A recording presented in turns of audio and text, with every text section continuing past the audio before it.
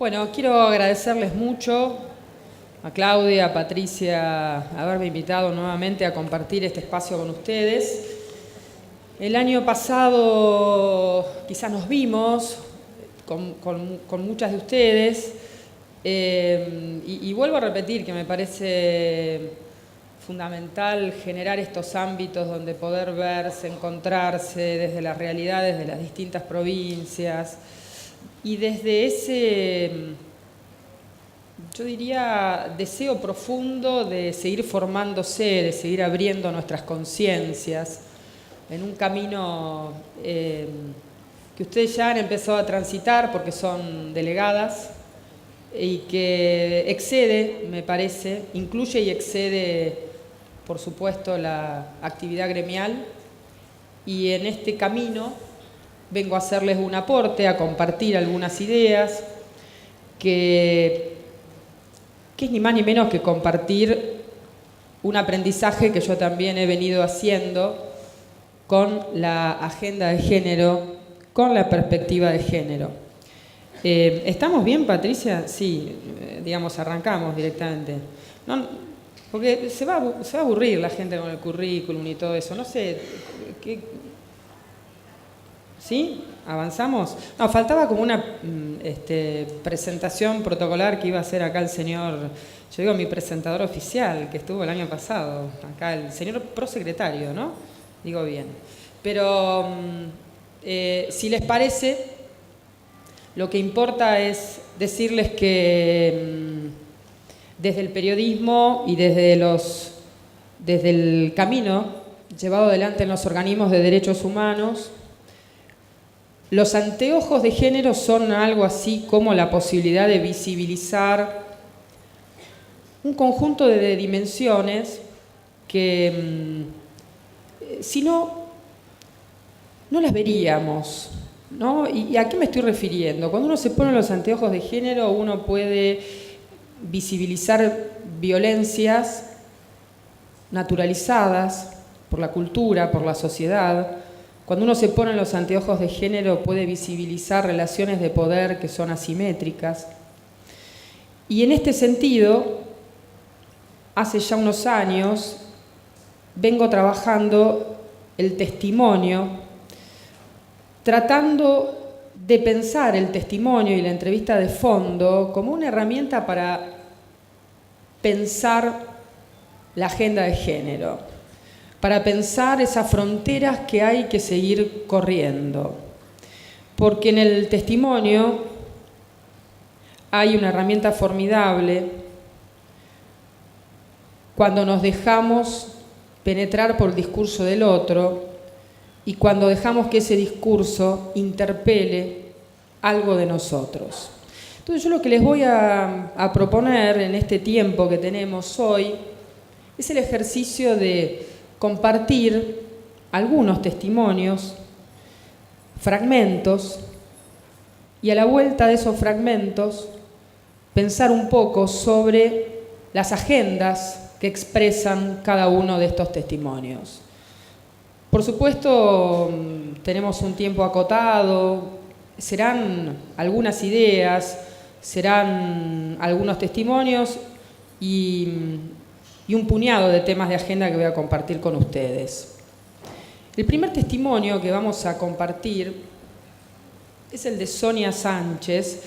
Sonia Sánchez es una activista de género, pero antes de esto, Sonia durante 6 años fue explotada sexualmente.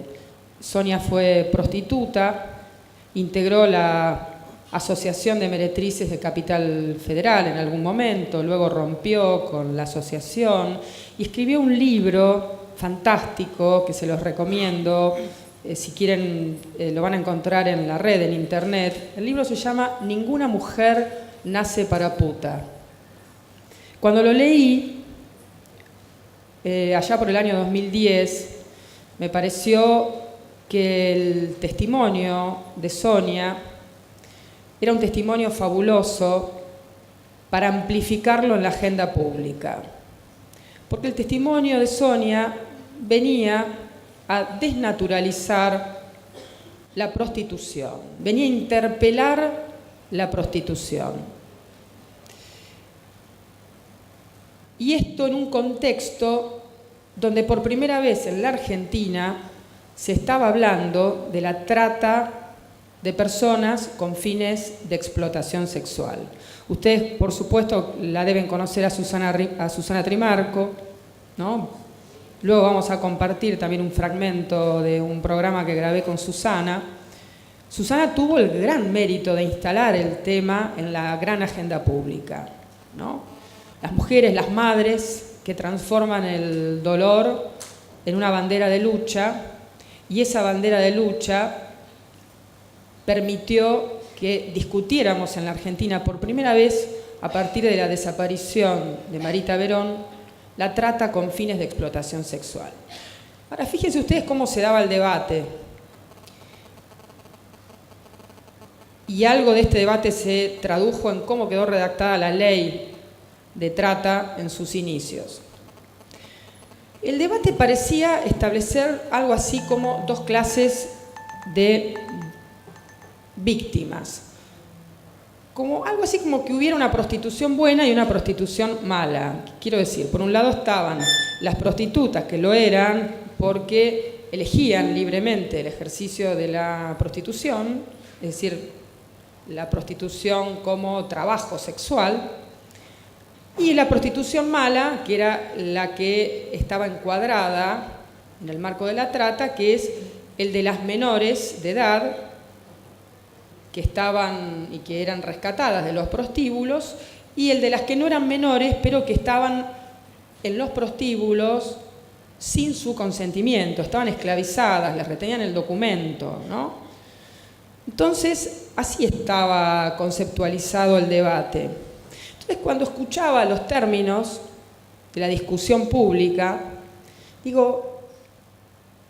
pensaba con otros compañeros de la agenda del programa, con los que discutimos mucho los temas de derechos humanos y discutimos mucho el sentido político de lo que hacemos en los medios de comunicación. Cuando es el sentido político es cuáles son las voces que decidimos incorporar a la circulación pública, en este caso a través de la televisión, y dijimos, ¿por qué no se discute la prostitución? ¿Por qué no vamos al tema de base? Porque había algo que nos hacía ruido en cómo se estaba discutiendo el tema de la explotación sexual. Y ahí, en ese contexto, apareció el nombre de Sonia y la invitación a que compartiera no solo su testimonio, sino su conceptualización sobre su experiencia. No es fácil encontrar estas dos cosas, es decir, acá no hablamos únicamente de un testimonio traumático, porque la explotación sexual lo es, sino sobre la conceptualización que una militante, hoy ya lo es, ha hecho sobre esa experiencia. Entonces les voy a presentar un fragmento del testimonio de Sonia, para después volver sobre alguno de los ejes que viene a plantearnos. Y me fui a trabajar en Floresta, en la calle Pergamino. Cama adentro. Cama adentro. Yo no recuerdo cuánta miseria me habían pagado. Y ya hacía más de 3 meses que yo estaba trabajando y yo giraba el dinero al Chaco. ¿Entiendes? No porque me pedían mis padres, sino porque yo sentía la obligación de ayudar. Un día se lo digo, que yo necesito que me aumentaran el sueldo. Entonces, claro, vos sos del interior, te dicen, mira, no. Le dije, pero mire, yo leo el diario, no me pagan. Pero me dijeron, bueno, Sonia, es así. Entonces le dije, bueno, búsquese otra. Y te juro que todavía pienso, wow, dije, la decisión mía de decir búsquese otra persona, que a los 15 días trajeron una chica muy joven, paraguaya. ¿Y te quedaste en la calle? Quedé en la calle. Ahí fue patético. Hay cosas que todavía en ese momento no recuerdo del momento. Solo me acuerdo de vuelta que me encontré sentada un buen rato en Plaza Flores, que es una plaza asquerosa, y me puse a caminar y llego a Plaza 11. Plaza 11 estuve, en la Plaza Miserere, ¿no? Yo hoy la llamo Plaza de los Prostituyentes, a la Plaza Miserere. ¿Estuviste 4 meses? 4 meses y medio. 4 meses y medio durmiendo en Plaza 11. Viviendo en la calle, literalmente. Claro, en la calle. En ese momento la Plaza Miserere todavía no estaba así como está hoy arreglada, ¿no? Estaban, creo que como adoquines o tierra, no recuerdo bien. Y no estaba ese monumento del medio, no estaba enrejado. Y te imaginas que yo era la mitad de esta mujer. Así que yo en esos huequitos de ahí abajo, yo me protegía a la noche, porque no me junté, era mi manera de cuidarme, era aislarme, es la única forma que yo encontré. ¿Cuánto miedo? Uy, miedo, Terror. frío y hambre.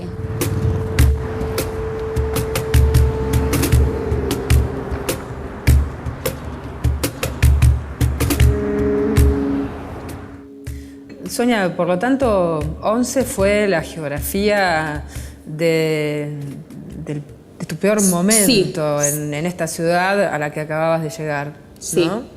Porque después también fue el escenario de prostituirte por primera vez. Absolutamente. Digo, ahí comenzó toda esta otra vida mía, ¿no?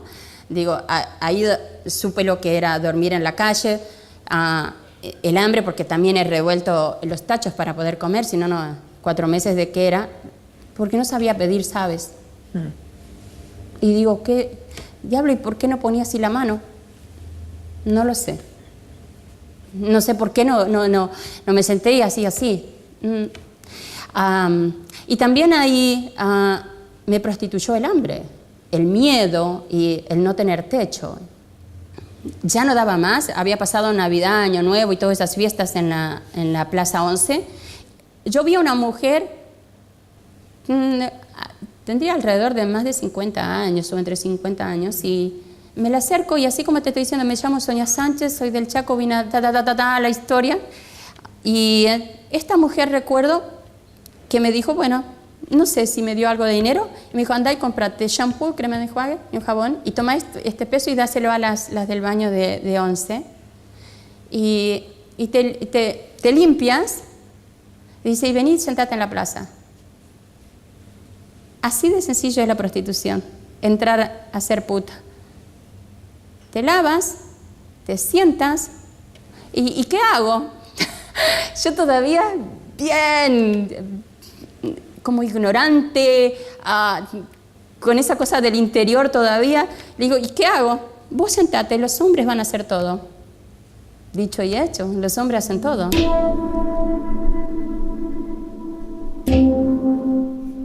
Sonia, hay 3 fotos de esos años de los que por suerte te has podido olvidar cosas. Otras no. Otras alimentan la lo rabia que haces hoy. Pero bueno, vamos a ver esas 3 fotos. Dale. La primera está aquí. Oh, Dios, sí. ¿Dónde es esto? Eso es en Entre Ríos. Ves que estaba muy flaca, vivía presa. Vivías adentro, ¿no? Sí, vivía presa. Porque además como no era- tenías, como se dice en la jerga, no tenías fiolo. No tenía fiolo. Mi fiolo era el Estado, la pobreza, la falta de oportunidad, ¿entiendes? No tenía fiolo hombre o mujer. Entonces, en la jerga se le llama, en la prostitución se le llama loca suelta. Entonces yo era la loca suelta. Esta otra foto también Uy, Río Gallegos. es de esos años y tiene una historia... Sí. Una historia... Y no se nota la angustia de ahí. La angustia que impregna esta foto no está en la foto misma, sino en los pliegues de la foto. Sí, sí. Contanos, Uf. Sonia. Cayó en una de las casas que era esa whiskería de Río Gallego, era la top. Yo llegué un día lunes. Al día viernes éramos alrededor de 10 mujeres que eran todas como un salón grande acá y alrededor eran habitaciones y nosotras dormíamos en esas habitaciones y ahí también se hacían los pases en las mismas habitaciones, ¿no? Y había una valla muy grande donde la madame estaba ahí controlando el dinero, cuántos pases hacía y todo eso. El día viernes yo quedo sola, de 6 de la tarde teníamos que estar en ese lugar hasta las 6 de la mañana que se cerraba esa whiskería. Nada, esa foto es cuando yo hacía una semana que salía a estar internada y yo llegué un día lunes y al día viernes yo estoy sola. Teníamos que estar todas las mujeres a las 6 de la tarde hasta las 6 de la mañana.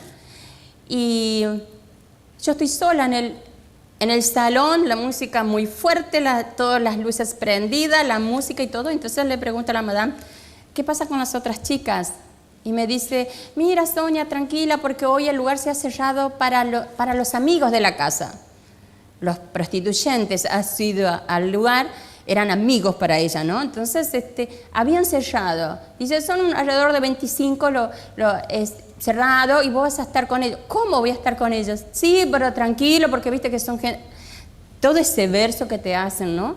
Yo la dejé hablando sola a ella y me voy a buscar a las otras chicas, que cada una estaban en su habitación, ya cerrada la puerta. Y yo le preguntaba a todas, tengo que estar sola, ¿qué hago? Y me dice, Sonia, tranquila, todas pasamos por eso. ¿Qué es eso? Y sabes, la respuesta de esas otras mujeres fue el silencio. Ninguna me pudo decir, o ninguna pudo exteriorizar la violencia que habían sufrido y de la que yo iba a ser parte de esa violencia también. No quedó otra que volví al salón. Alrededor de las 7 de la tarde empezaron a llegar los amigos de la casa, prostituyentes de todas edades, chicos jóvenes, adultos, hombres muy mayores, sí, alrededor de 25. Y yo sola con ellos. De esa violencia, ellos le llamaban bautismo. Y el bautismo era que ellos pasaban sobre tu cuerpo, ellos te cogían adelante de todo el mundo. Y estuve más de una semana internada, muy lastimada, porque no recuerdo cosas, no recuerdo lo que hicieron de mí.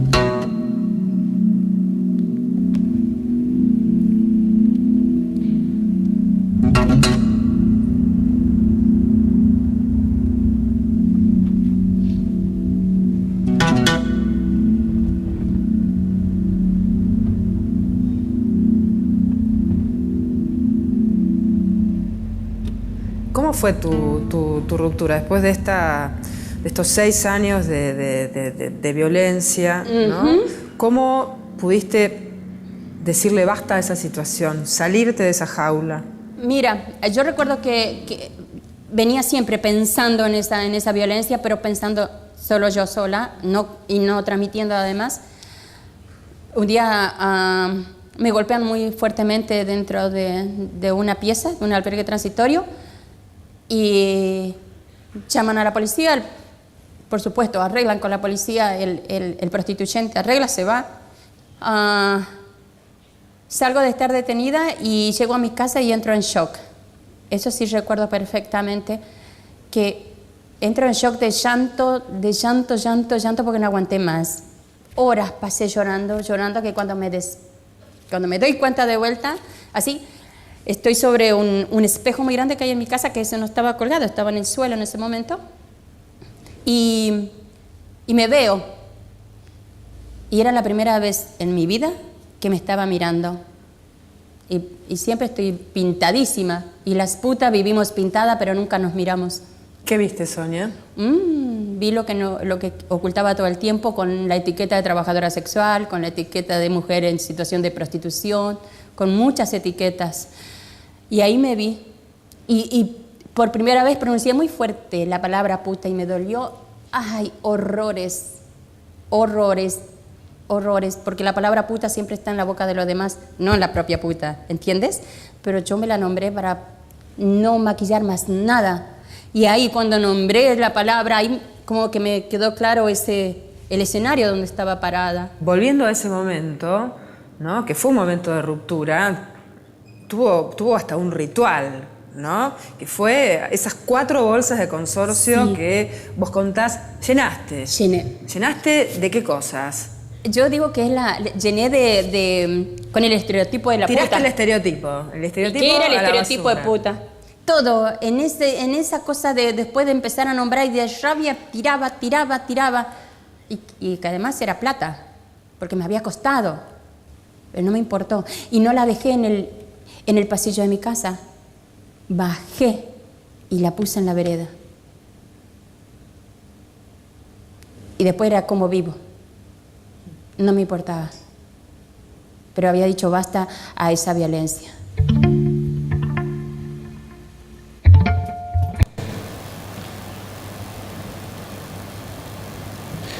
Bueno, ahí vamos con este fragmento que quería compartir con ustedes testimonio de Sonia, les confieso que fue uno de los testimonios más complejos.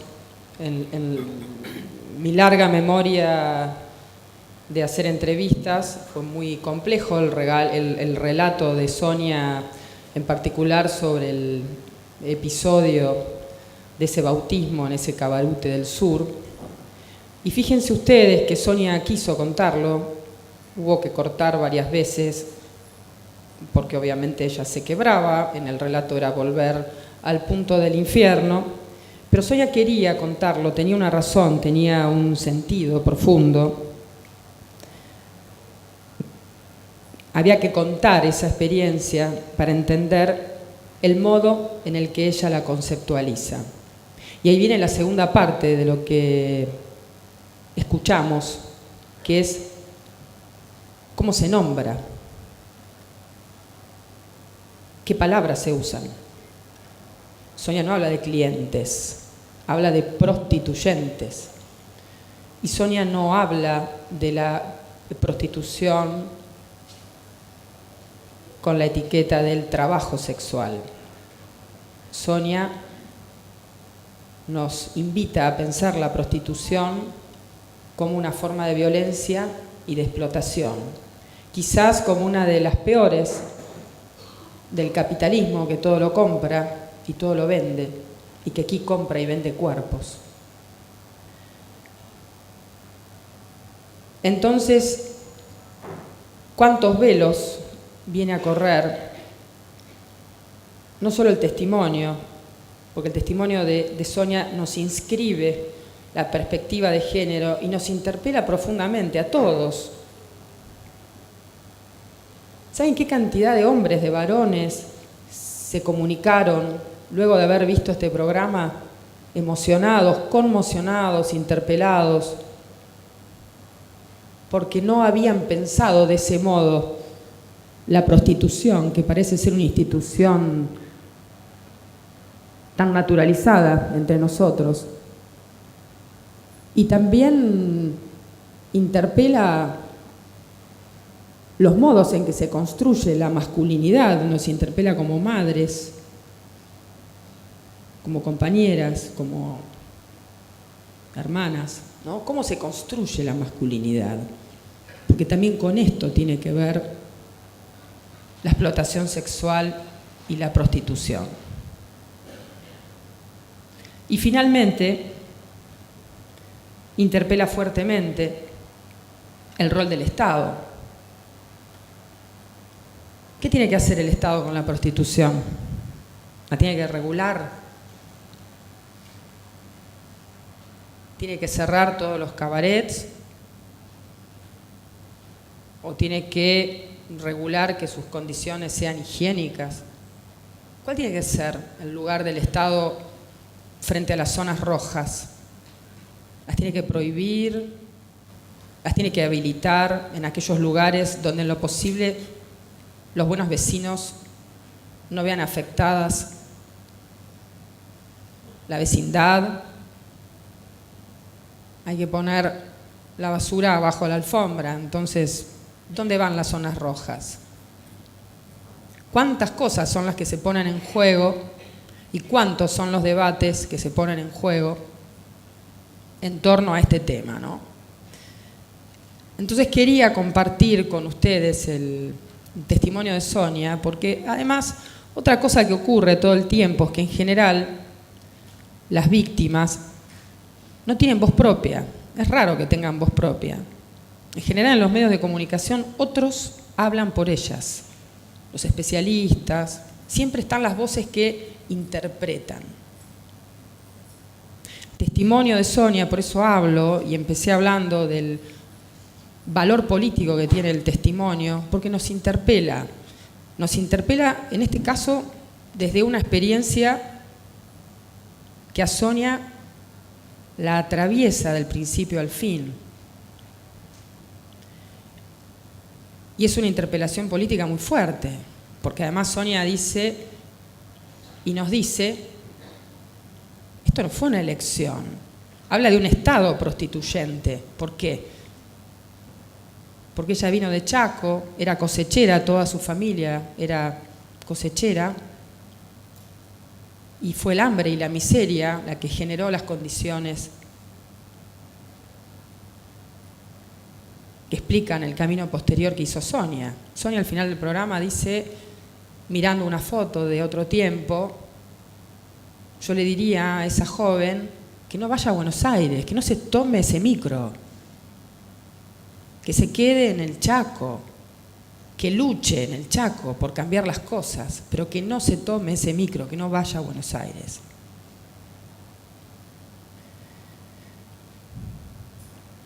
Las agendas que nos plantea Sonia, que son agendas debatibles, opinables, bueno, son parte de las agendas que tenemos en debate en este momento en la Argentina.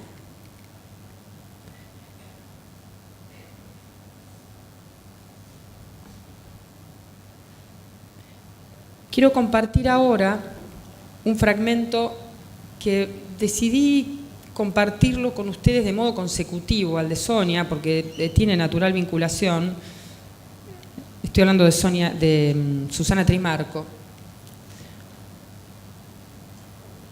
por lo que es medianamente obvio, porque también aquí está en juego el tema de la explotación sexual, pero además porque está en juego algo de el orden de la voz propia y del valor que tiene. Y acá les introduzco un nuevo eje para pensar. Quizás el eje sería justicia y género, ¿no? Es decir, ¿qué valor tiene el testimonio de las víctimas de violencia sexual ante la justicia? ¿Está legitimado ese testimonio ante la justicia? ¿Por qué será que siempre se investiga a las víctimas que denuncian antes que a los denunciados? Esto Susana Trimarco lo padeció en carne propia, y también en ese sentido la experiencia de Susana fue una experiencia, diría yo, que abrió un rumbo, abrió una grieta. Porque ¿quiénes eran las personas que podían dar fe del destino de Marita Verón, sino las que fueron sus compañeras en los prostíbulos?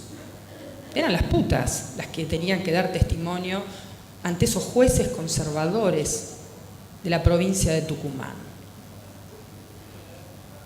Esos mismos jueces que muchas de esas chicas veían en los prostíbulos. Bueno,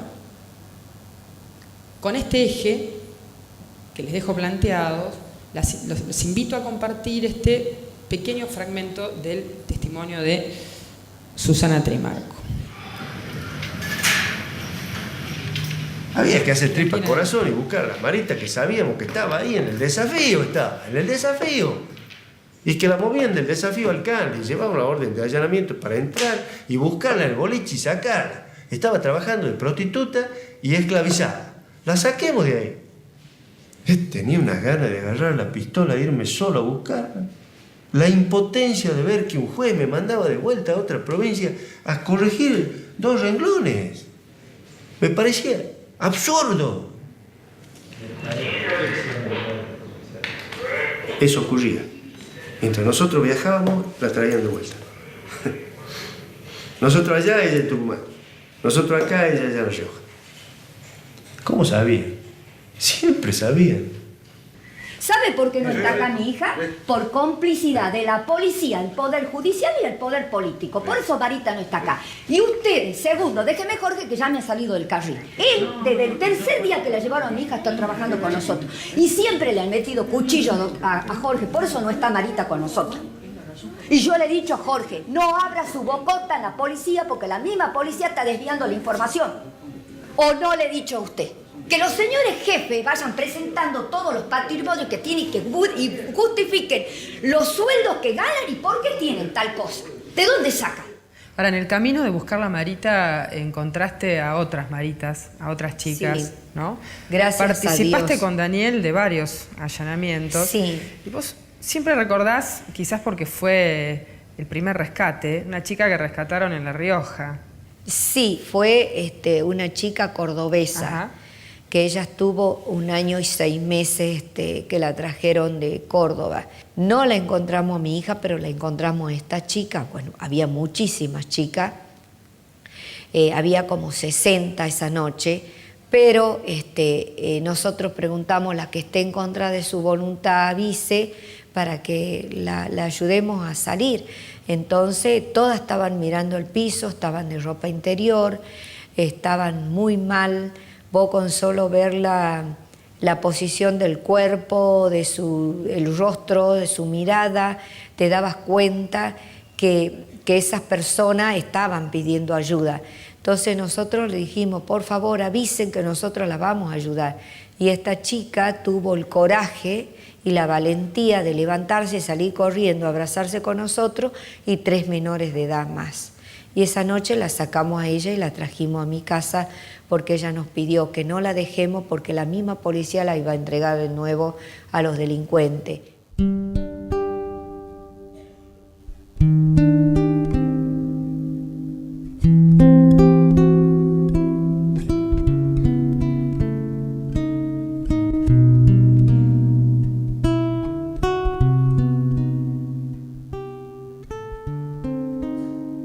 Varias veces, Susana, con Daniel alojaron en la propia casa de ustedes a muchas de las chicas rescatadas. Sí. Y Andrea, bueno, ella también, pero Andrea es una chica que ustedes rescataron en La Rioja. Sí, en La Rioja, que ella era de la provincia de Misiones.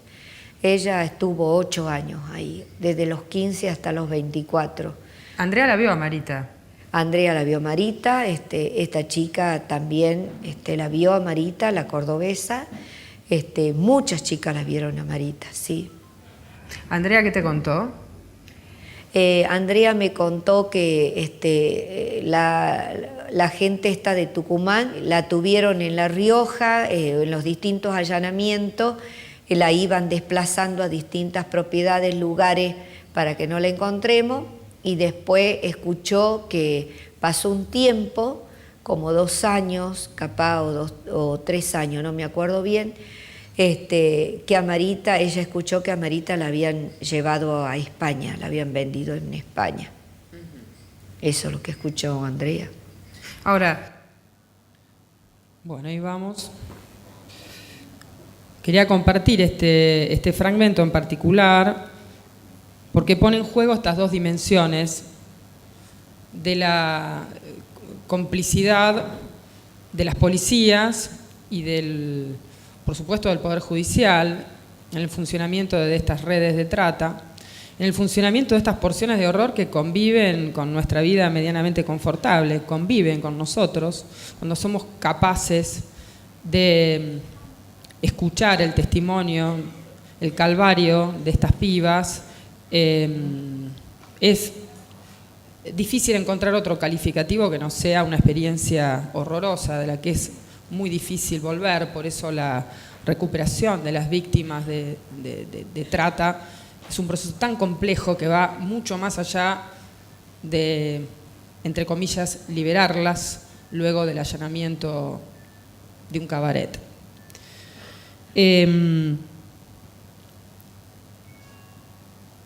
Y quiero compartir que, claro, hay una ley de trata y esto es el fruto de una lucha, esto es muy valioso, ¿no?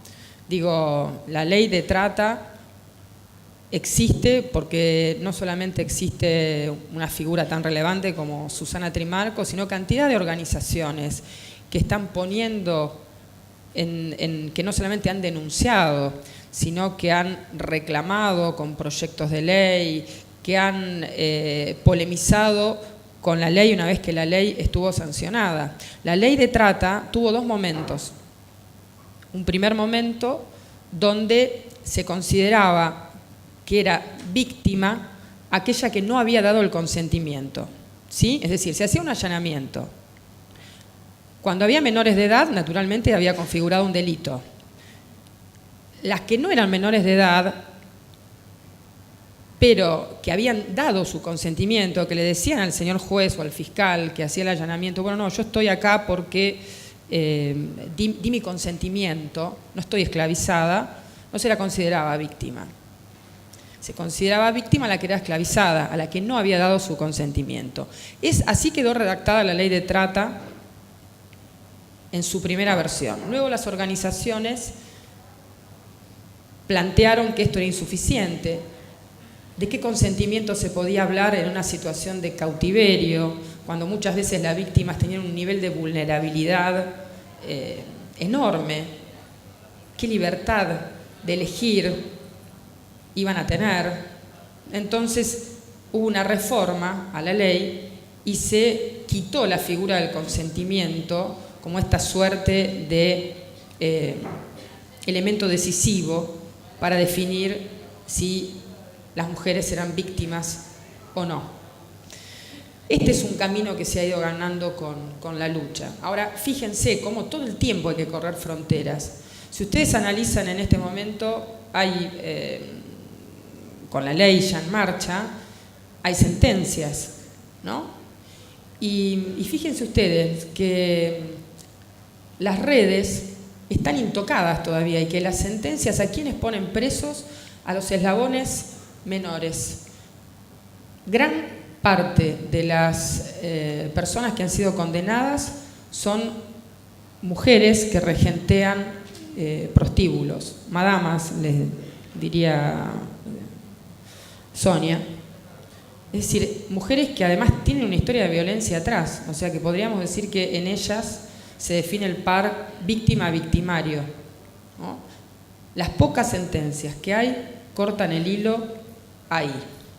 Para arriba, para toda esa red de complicidad política, judicial y policial, nada.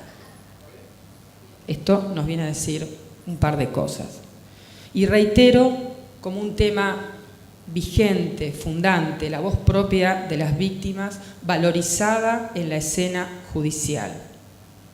Es decir, esto ustedes recordarán que hubo una primera absolución escandalosa, luego eso se revisó, pero valorizar el testimonio de las víctimas en la escena judicial. Que no haga falta probar que la palabra de la víctima tenga valor y de estas víctimas fue un logro fundamental que visibilizó fuertemente el juicio, este primer tramo del juicio del caso de Marita Verón.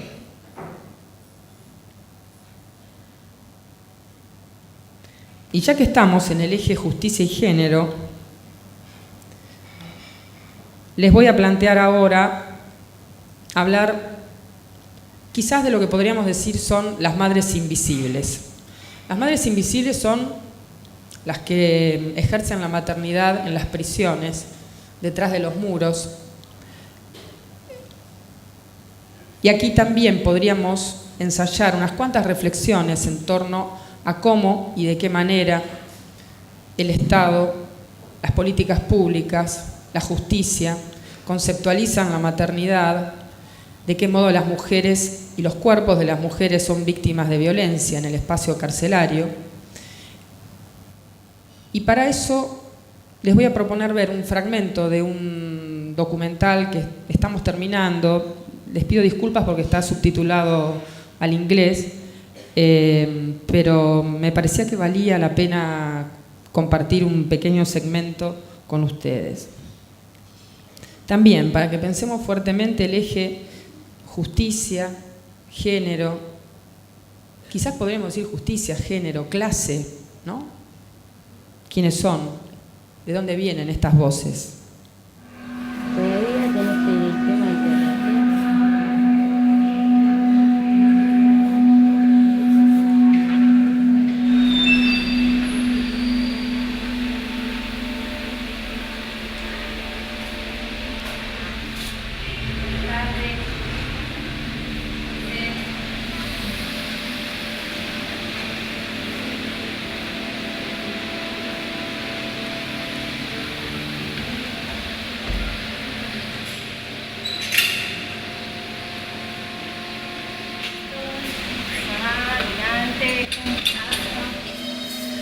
Bueno, este es Este es mi pabellón, el pabellón de madre. Acá vivimos con los chicos hasta los 4 años. Ahora el pabellón se limpió hace un ratito, por eso es que están las sillas arriba, los chicos fueron a la guardia. Mayormente esperamos que los chicos vayan a la guardería para que se limpie el espacio, para cuando ellos vengan ya esté limpio. Ya está la cocina, ahí se le cocina a los chicos, bueno, toda su comida, las heladeras, arriba también. Y bueno, y esta es mi celda, mi casa, lo que yo le llamo mayor acá la costumbre, ¿no? Bueno, esta es mi celda.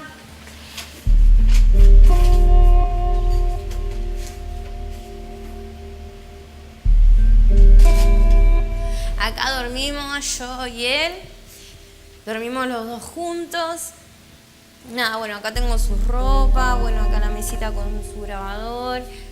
Este es Dylan, este es mi bebé que yo tengo ahora, este es Diago, mi nene de 5 años, que bueno, lo tiene mi mamá en la calle.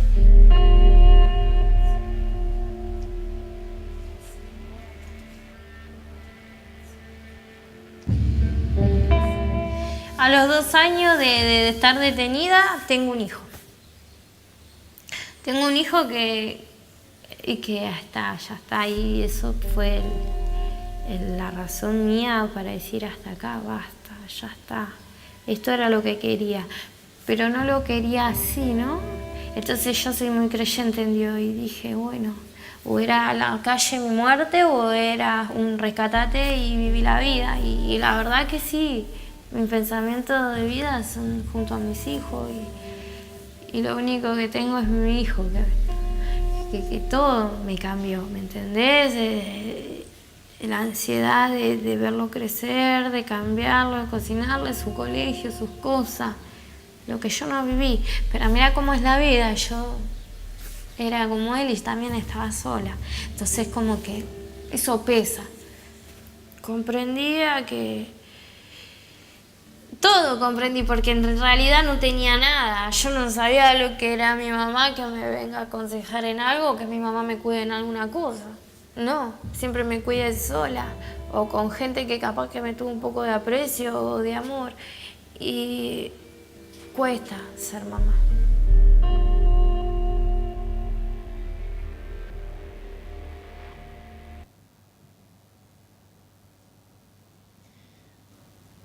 Bueno, esta es Mariana Cordero.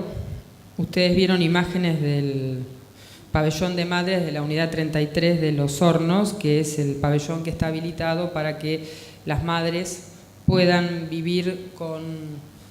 convivir con sus hijos en prisión los primeros años de vida, con el concepto de que no se pierda el vínculo entre madre e hija en esos años fundantes, ¿no? Fíjense ustedes que si nosotros pensamos el tema carcelario con perspectiva de género, ¿no? Y nos ponemos los anteojos de género para ver qué pasa ahí, claramente podríamos pensar las formas en que se ejerce la violencia sobre los cuerpos de las mujeres, que es una forma diferencial a la de los varones, y podríamos pensar y visibilizar qué significa este castigo hacia estas madres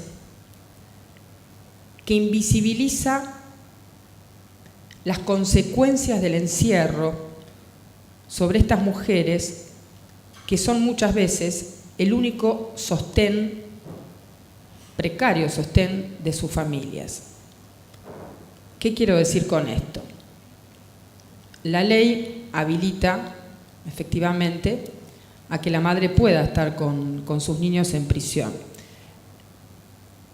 Esto es una elección de las madres, a veces no lo es, depende de que tengan la posibilidad, una vez que son encarceladas, de ubicar a su hijo y a sus hijos, a los más pequeños, porque obviamente pueden ingresar a los niños hasta los 4 años en prisión, pero el punto es, una vez detenidas y encarceladas, ¿qué hacen con sus hijos? Porque es bastante habitual que las mujeres sean único sostén de sus hogares, que sean las únicas que cobran En el caso de situaciones vulnerables, el plan social, dejan de cobrarlos. Entonces, digo, el efecto de la prisionización se extiende sobre el conjunto de las redes familiares de estas mujeres, no solamente sobre el hijo más pequeño que a veces convive con ellas en prisión. ¿Y por qué les digo todo esto? ¿Por qué les pongo este contexto? Porque este contexto es el que los jueces y los defensores, fundamentalmente los jueces, no visibilizan cada vez que ratifican medidas de encierro y más encierro y no les conceden a estas mujeres, por ejemplo, un arresto domiciliario, medidas morigeradoras de la prisión. La ley lo habilita, es más, lo estimula. Sin embargo, el servicio penitenciario tiene una cantidad de pulseras electrónicas que están vacantes, que no tienen destino, porque los jueces, en el marco de un discurso que entrona la seguridad ciudadana y el miedo en los medios de comunicación, deciden que mejor que las mujeres estén adentro. Y ojo, que les estoy hablando de un porcentaje altísimo de estas mujeres que son procesadas. Es decir, si son procesadas, estamos hablando de presunción de inocencia. No están condenadas. Y de un altísimo porcentaje de estas mujeres que están imputadas por delitos contra la propiedad. Sin embargo, la justicia las mantiene adentro, bien adentro, las condena encima por no haber sido buenas madres,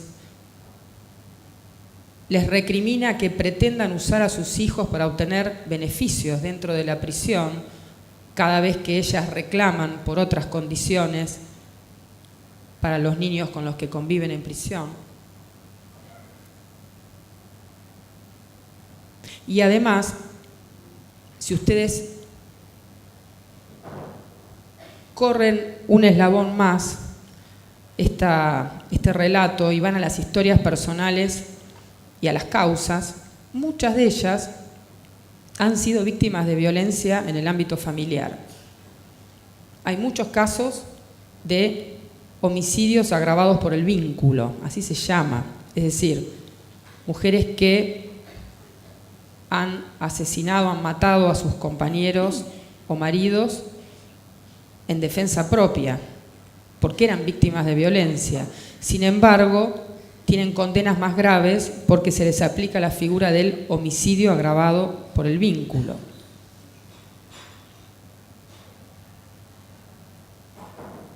Entonces hay, a pesar de las legislaciones vigentes, hay tanto camino que hacer por delante, tantas batallas por librar. Podríamos decir que hecha la ley, hecha la trampa, que hecha la ley, lo que sigue es un como sí, porque en verdad lo que uno encuentra, a pesar de que afortunadamente hoy hay un cambio cultural valiosísimo, valiosísimo, hombres y mujeres hablan de la violencia de género, esto está instalado en los medios de comunicación. Sin embargo, lo que sucede cuando uno empieza a indagar es que muchas de estas mujeres fueron antes víctimas de violencia y que tampoco esa cadena de violencias previas es o ha sido visibilizada por la justicia. Bueno, estamos como... Yo espero no estar atosigándolas.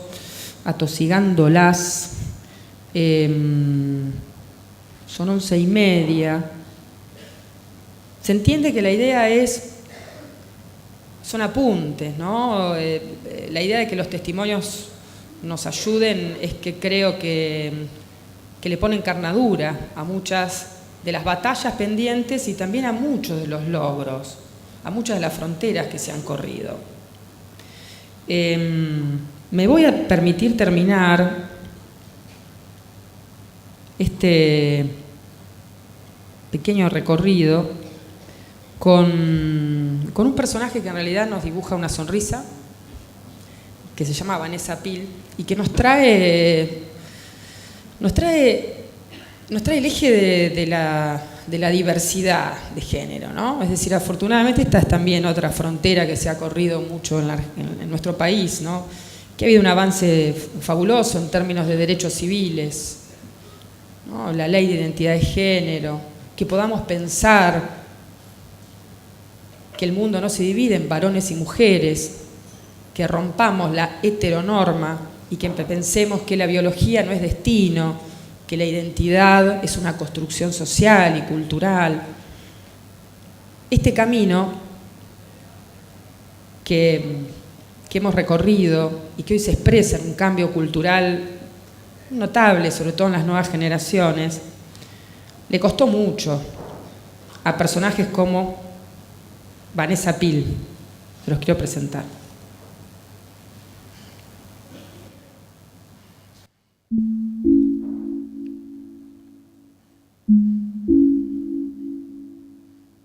Mi mundo es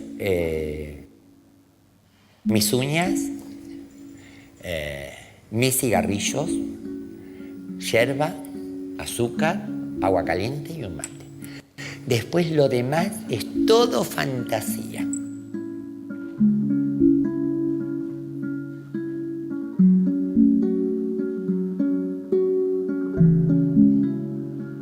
No me molesta que me digan señor, o que me digan señorita, o que me digan Vanessa, o que me digan Claudio. No me molesta porque yo sé lo que soy, lo que me siento. No exijo que me vean como me quieran ver los demás.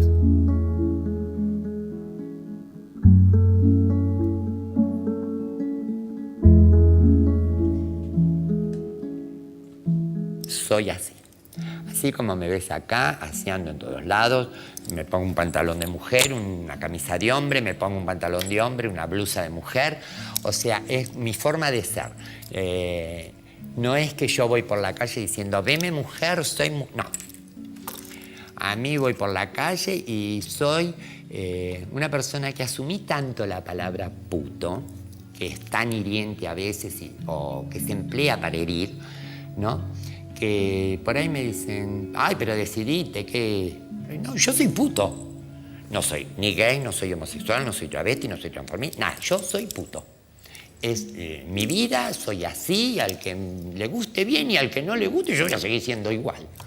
Es mi forma de pensar, es mi mundo.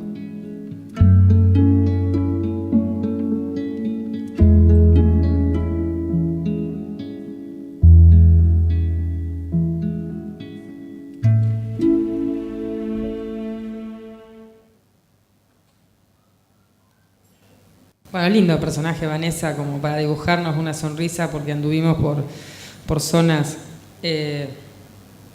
difíciles, sórdidas, pero Vanessa tiene 83 años ahora, es una figura legendaria del carnaval porteño, integra la murga a los estrellados porteños, ¿no? Ahí se estaba maquillando y se estaba enfundando un maravilloso vestido de lentejuelas y unos tacones altos, y Vanessa baila toda la noche. Y claro, el carnaval fue durante muchos años el único espacio de legitimación social, el único espacio donde personas como Vanessa podían ser admiradas y aplaudidas. Eran el momento del año que se esperaba todo el año. Y Vanessa no tiene militancia en organizaciones de género, ¿no? Y fíjense qué lindo cómo Vanessa se apropia de una palabra que es hiriente para dar la vuelta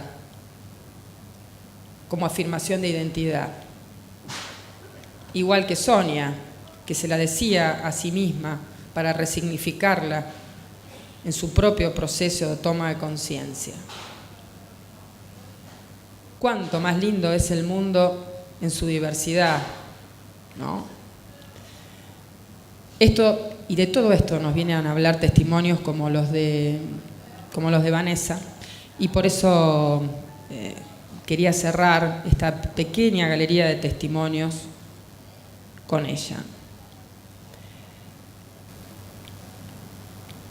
Y también esto está ligado con el universo de la prostitución.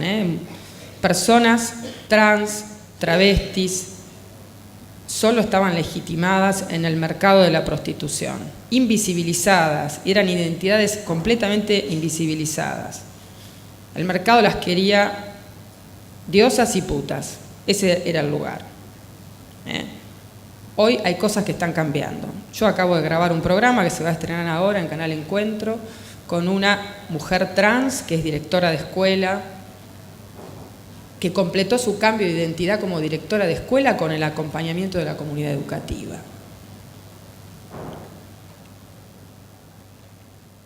Algo está cambiando entre nosotros, en la mirada social frente a estos cuerpos desobedientes.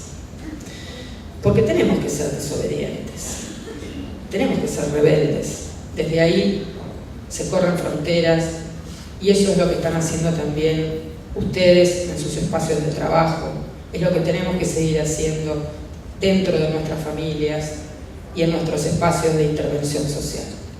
Ojalá que esto que hemos visto nos haya ayudado a ver con los anteojitos de género algunas cosas que antes no veíamos, y les propongo, como nos quedan unos poquitos minutos, darnos estos minutos que nos quedan para compartir alguna pregunta o algún comentario, bueno, lo que ustedes sientan o tengan ganas de decir. Sé que es poco el tiempo, pero a ver, sí, bueno, tenemos 20 minutos, o sea, no estamos tan mal. ¿Les parece? ¿Quieren que subimos luces así nos vemos? Hola, muchas gracias. La verdad que muy interesante. Es el primer encuentro de trabajadoras que vengo. Hace muchos años que milito en el feminismo. Y vine con una idea. La idea era que desde las trabajadoras bancarias podamos sacar una resolución o adherir al proyecto nacional de la campaña por el derecho al aborto.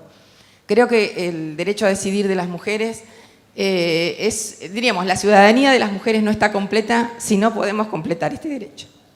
No sé qué opina usted, pero bueno, gracias. Gracias a vos.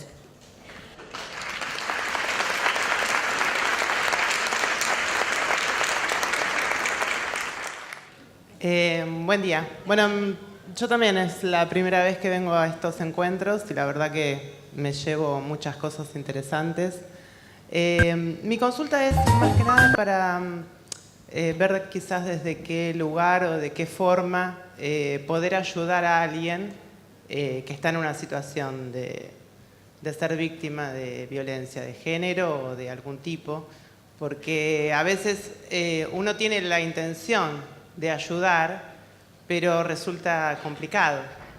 Entonces es un tema bastante amplio, pero quizás a lo mejor desde nuestro lugar de trabajo, cómo poder llegar y cómo poder asistir o darle algún consejo para guiar a esa persona que busque ayuda, además de poder ayudarla a nosotros.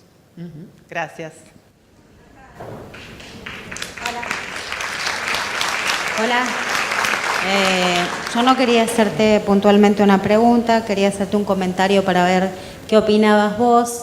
Yo tengo de amiga una guardia cárcel de Mar del Plata, de la cárcel de mujeres, y ellos tienen chicos ahí, y la idea de ella, que a mí no me consta, yo no trabajo ahí, es estas mujeres se embarazan, cuando ellas se embarazan con la visita de sus parejas, reciben el doble de ración de leche, de carne, de todo, que no se lo dan a los chicos, en definitiva no hacen abuso, y cuando ese chico ya está por irse ya están embarazadas de nuevo. Pues me parece un sistema muy perverso todo. Desde la visita hasta los chicos adentro hay un nenito que se llama Paco, que le regalaron llaves, él se cree un guardiacárcel, entonces él va con unas llaves de plástico golpeando las celdas a las 6 de la tarde y dice, vamos todos a la cama porque hay que cerrar las petas. Es muy perverso el sistema, todo es muy perverso. Desde el lado de esta chica, que es movilizante con su testimonio, y del lado de una guardia cárcel que yo te estoy contando, digamos, lo que ellos piensan de ellas. Entre ellas mismas, digamos, no hay consenso entre mujeres. A ver qué opinabas vos, si podías haber hecho una entrevista con alguna de ellas del otro lado, ¿no? Gracias.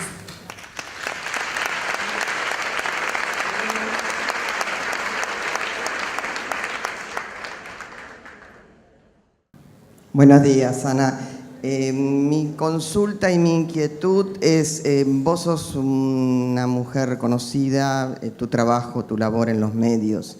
A mí me preocupa mucho el estereotipo que se sigue vendiendo desde los medios. Hablamos desde diversos programas donde la mujer es solamente un objeto y, lamentablemente, también desde las empresas que, por supuesto, abusan en su condición de vender los productos, siempre para la mujer en determinado lugar. Sé que el AFCA hace algunas, o al menos intenciones, sanciones, pero evidentemente no son suficientes. Entonces la pregunta es, a vos supongo que conocerás, en el ámbito de la mujer periodista, en el ámbito de la mujer de los medios, ¿qué es lo que se piensa? Si hay un intento desde el lugar de mujeres comunicadoras, poder lograr una sanción más firme, al menos de divulgación social, contra ese manejo y ese abuso que se hace de la mujer objeto, tanto de determinados programas masivos, lamentablemente de aceptación masiva, como desde las empresas en su difusión para la venta de productos. Gracias. Nosotros desde Santa Fe se está trabajando en el nuevo convenio colectivo de trabajo a través de las paritarias y bueno, se iban a tratar. Una de las cosas que nosotros queríamos incorporar desde Santa Fe, que incluimos como proyecto para presentar, es la incorporación de trabajadoras trans. Lamentablemente, como naturalmente no lo van a hacer, entonces incorporamos el tema de un cupo de trabajadoras trans en los bancos. Así que bueno, estamos trabajando en eso. Sí, ojalá se incorpore. Creemos que es una forma en la que puedan tener la misma igualdad de oportunidades que tenemos todos y que puedan salir de laburar en la calle. Bueno, muchas gracias. ¿Una más? Bueno, yo lo que quería era aportar un poquito retomando el tema anterior de estas mujeres detrás de los muros, estas madres invisibles.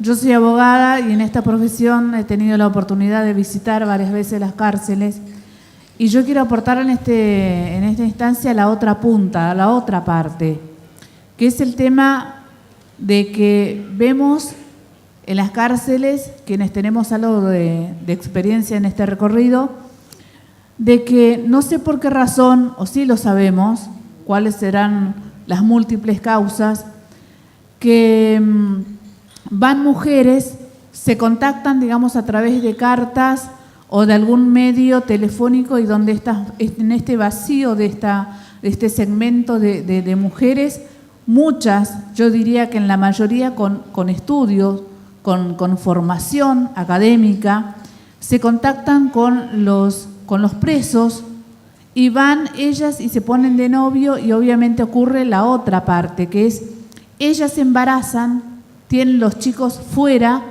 y después obviamente durante la crianza y durante el tiempo que sus novios o parejas y muchas veces maridos están dentro de la cárcel, ellas lo van a visitar con sus hijos en el lugar donde están.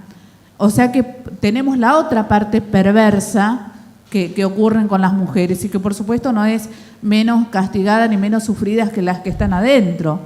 Y la otra parte que también me gustaría exponer es que, digo, ¿no será que gran parte de esta situación de querer tener todo y un poco lo que decía nuestra compañera Isabel Fernández de las empresas de venta de productos, ¿No tendrá que ver, digamos, y hablarlo con todas las letras, el tema de la publicidad, que nos muestran de que si no tenemos un cuerpo perfecto, si no tenemos todo, y si no somos, no pertenecemos o no somos nada? Digamos, en ese plano de que haber de todo lo que nos muestran, y si no somos de ese sector, bueno, obviamente no existimos, y así estamos desde los bebés, que son modelos, chiquitos, jóvenes, adolescentes, y obviamente que estamos generando toda una clase social terrible, ¿no? Eso nada más.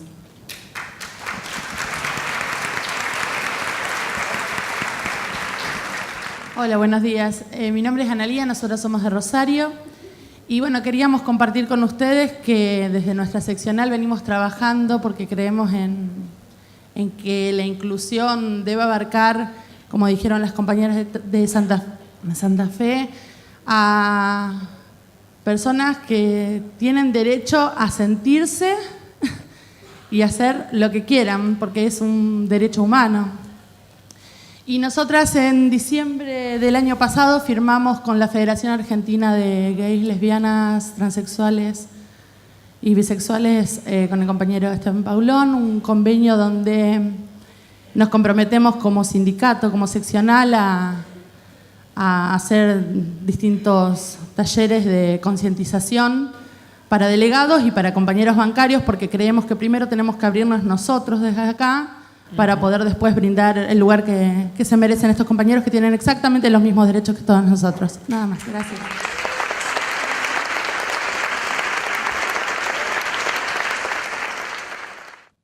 Hola, mi nombre es Karina, nosotros venimos de Mendoza y quería comentarles que desde la provincia tenemos un comedor donde le brindamos alimento a la gente que está en la calle y hacemos cada tanto una fiesta para los chicos especiales, con chicos con discapacidad. Y lo importante de todo esto es que no es tan solo verlo desde afuera ni opinar, sino que todas nos involucremos con estas cosas, que todos participemos. Y con la nueva Secretaría que tenemos de Derechos Humanos, Género e Igualdad, creo que nos abre un campo para que nosotras nos involucremos y participemos más, pero ayudando, porque si no, no vamos a llegar a conocer estos temas bien de fondo. Yo creo que con la participación se aprende mucho más.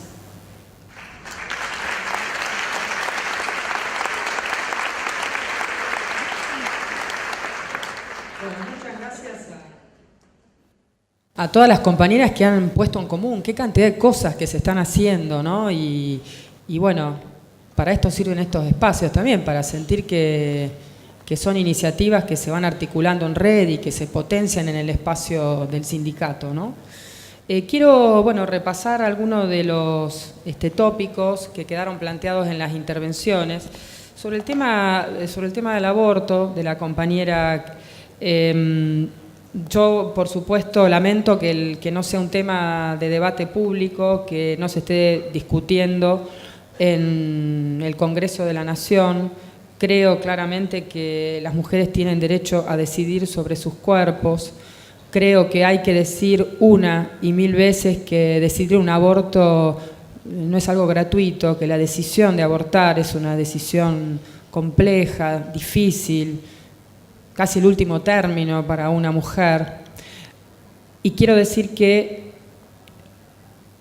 hay un dato elemental que se alimenta año a año, no tengo acá una estadística para compartir con ustedes, pero cientos de mujeres pobres se mueren todos los años. Entonces es un tema urgente de nuestra agenda, pero temo, sospecho, tengo la absoluta certeza que en un año electoral como este no va a ser un tema de la agenda política, no va a ser un tema de la agenda electoral, por lo tanto habrá que seguir empujando la campaña nacional para que en el 2016 esto pueda estar en el Congreso, que pueda tener la cantidad de firmas para volver a tener Estado legislativo y debatirse públicamente.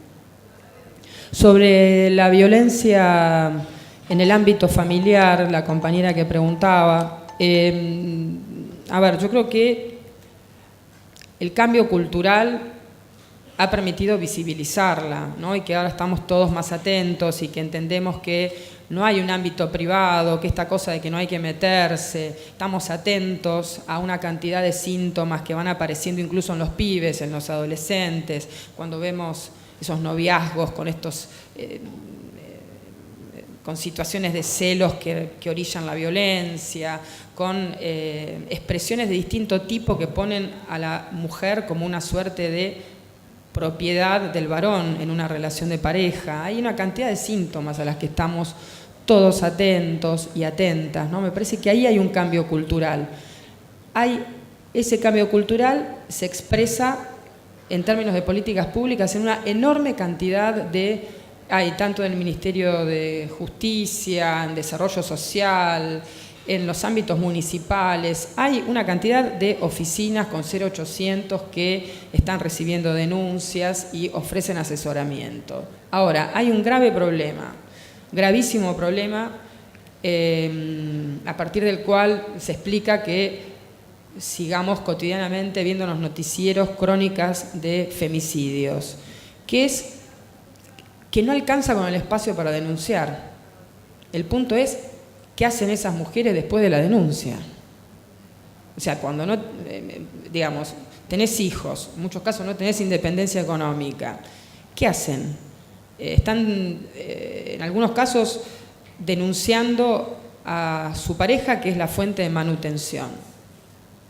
Les ordenan una medida de abrigo, es decir, muchas veces las mujeres y sus hijos son llevadas a refugios, que es casi estar en una cárcel, ¿no? Entonces digo, es muy, muy complejo y a mí me parece que en términos de políticas públicas ahí hay un cuello de botella que hay que repensar, que se abrieron cantidad de espacios para denunciar, pero que los eslabones que tienen que garantizar la protección para las mujeres y los hijos que son víctimas de violencia no están garantizados. Una querida amiga en su Facebook, luego de uno de los últimos femicidios, publicó los escudos de papel no detienen balas, porque el último femicidio fue una víctima que tenía su medida protectoria dictada por un juez que le impedía a su agresor acercarse al perímetro donde estaba el hogar. Por supuesto, la policía no garantiza que la medida, ni la policía, ni la mesa local, nadie garantiza que el agresor no se acerque. Entonces, si no hay garantías de que las medidas protectorias se efectivicen, y estamos en el horno, chicas, y esto es lo que está pasando, digamos, ¿no? Entonces digo, por un lado pasa esto, y es interesante observar que el tema está visibilizado, está en agenda, que hoy en los medios se nombra de otra manera, y esto lo hilo con la otra referencia que está pasando en los medios de comunicación y a qué podemos hacer, en particular las mujeres comunicadoras, es nombrar de otra manera, es decir, los estamos nombrando como femicidios, no se nombran como crímenes pasionales, ¿no? Hay otra forma de observar estos y de analizar estos hechos de violencia, pero en términos de políticas públicas la verdad que tenemos este problema, ¿no? No puedo hacer más que ponerlo sobre la mesa con ustedes, pero me parece que es un grave asunto que hoy no hay políticas efectivas de acompañamiento para las mujeres que son víctimas de violencia, ¿no? Y esto las pone en muchos casos en grave riesgo de vida a ellas y a sus hijos, y aquí sí no hay recorte de clase, porque esto es una realidad que padecen mujeres de distintos sectores sociales, ¿no? Por supuesto más grave y más compleja cuando las mujeres no tienen independencia económica. Bueno, sobre el tema de las mujeres presas, las mujeres encarceladas, de las mujeres que conviven en prisión. A mí me parece que hay dos dimensiones para tener en cuenta. Primero, pensar en las relaciones de poder que son asimétricas. No es lo mismo un guardia cárcel que una mujer que está presa. En esas relaciones de poder construyen y afirman prejuicios y estigmas, ¿no? Entonces, sobre estas mujeres que vienen de historias muy vulnerables, que vienen de historias de mucha violencia, de historias de mucha soledad, se terminan sumando o agregando un conjunto de estigmas que la condenan doblemente y que parece que las condenan de por vida. Uno de esos estigmas es que negocian con los hijos, ¿no? Es decir, que tienen hijos para tener mejores condiciones o que están encarceladas con sus hijos para garantizarse mejor alimentación, mejores condiciones y demás. A mí, no digo que seguramente puede existir algún caso de estas características, pero lo que digo es, ese es el discurso del poder, es un discurso el que escuchamos, no solo en los guardiacárceles, sino el que escuchamos en los jueces, y es un discurso que hay que interpelar porque ese discurso es el que invisibiliza la historia que tuvieron muchas de estas mujeres, las violencias que padecieron muchas de estas mujeres, y si no se atiende a ese contexto de violencia, ¿de qué justicia estamos hablando? ¿No? Estas mujeres, si somos capaces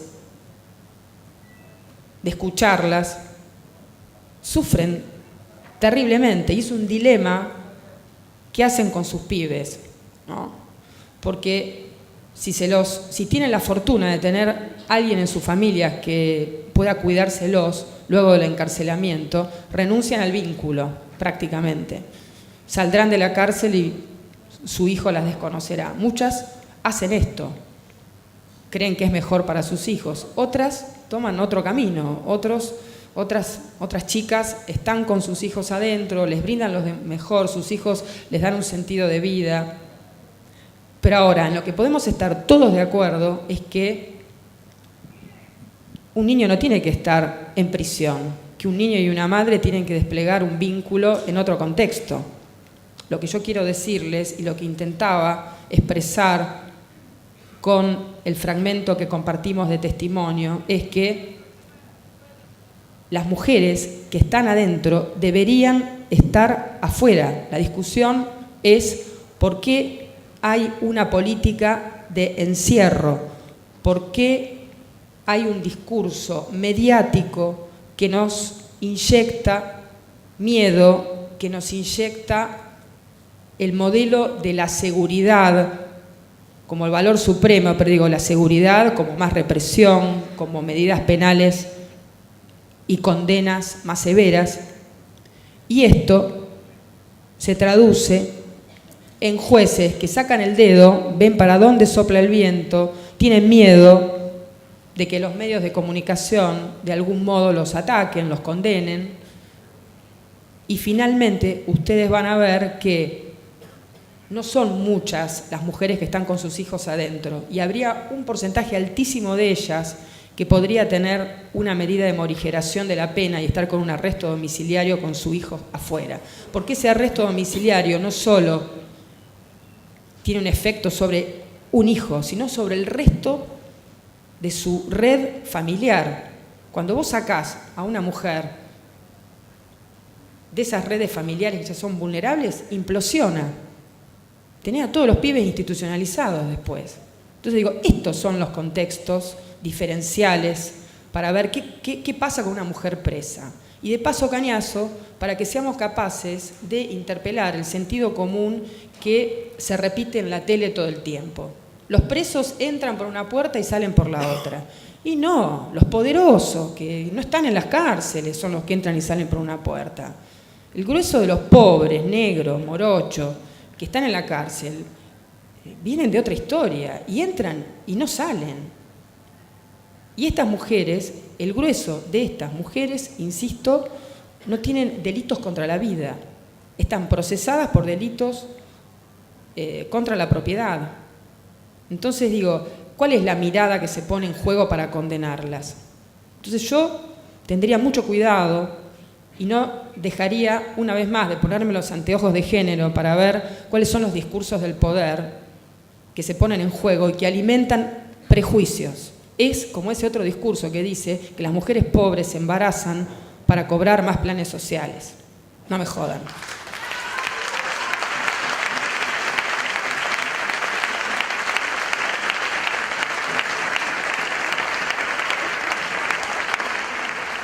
Me enojo un poco con esto, no quiero, digamos, pero realmente creo que en esto tenemos que observar cuáles son los discursos y cuáles son los prejuicios que se alimentan desde estos discursos, ¿no?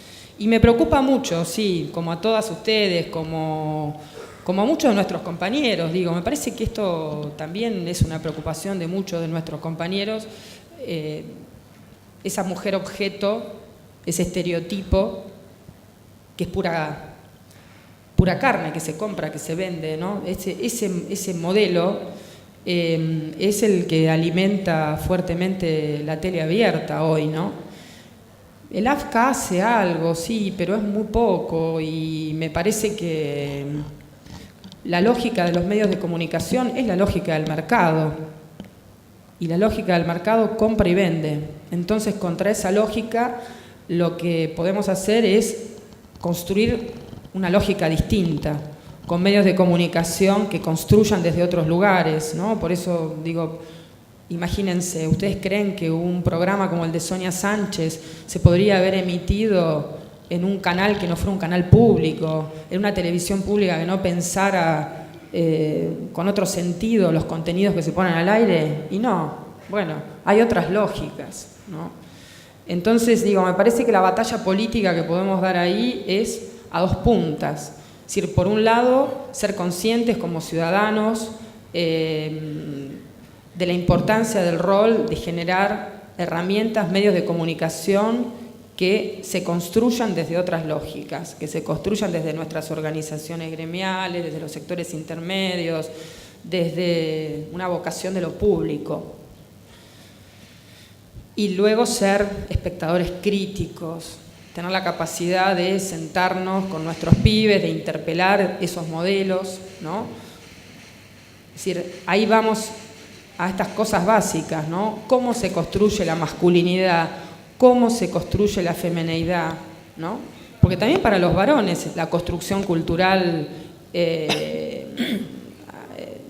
hay que interpelarla. Y para ellos muchas veces es una carga tremenda esa construcción que los obliga a responder a determinado estereotipo de varón, ¿no?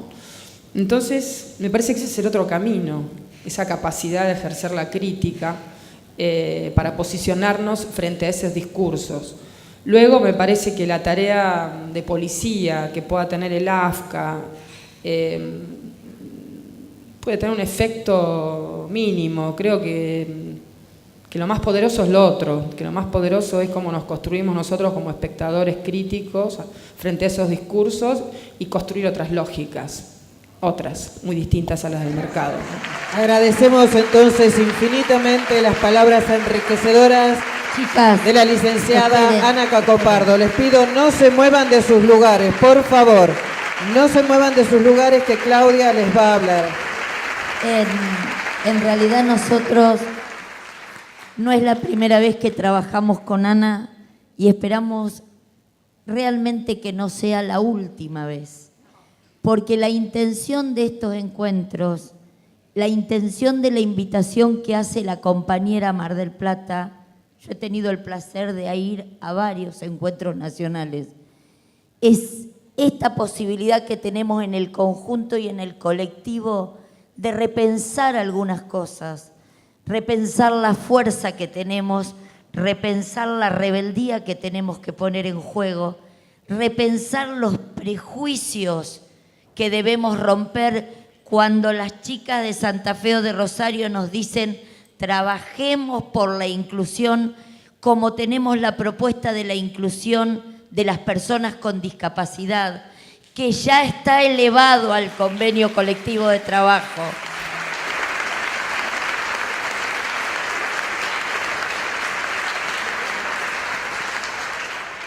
Por eso es tan importante que nosotros como dirigentes, como parte de esta sociedad y sobre todo ustedes que son muy jóvenes piensen que esto no tiene que ser espasmódico, que esto no tiene que ser en un encuentro. Esto es lo que nosotros tenemos que tomar y hacer carne y laburar todos los días desde nuestro lugar, en nuestras casas, en nuestros trabajos. Porque estos cambios culturales, estos estereotipos que nos vende la televisión, esta cosificación de las mujeres y, por ejemplo, cuando hablamos de la prostitución, esto tenemos que poder cambiarlo y la única manera es abriendo la cabeza y peleando día a día en cada lugar para que esto se cambie. Yo te agradezco, Ana, la verdad que es un placer. Me quedaría viendo todas y tendríamos muchísimo más. Pero la realidad, chicas, es que nosotros ayer nos comprometimos con nuestro secretario general también y tenemos otra pelea que dar por los trabajadores y vamos a hacer una presentación en las cámaras justamente de este pedido de género y de inclusión de discapacidad en todo el sistema financiero, no solamente en algunos que más o menos lo estén trabajando. Les pido eso, tenemos que ir directamente abajo y arrancamos. Después volvemos a almorzar y cerramos con Carmen Beramendi de Uruguay y Rita Segato y Goren, la licenciada Goren, y cerramos el encuentro.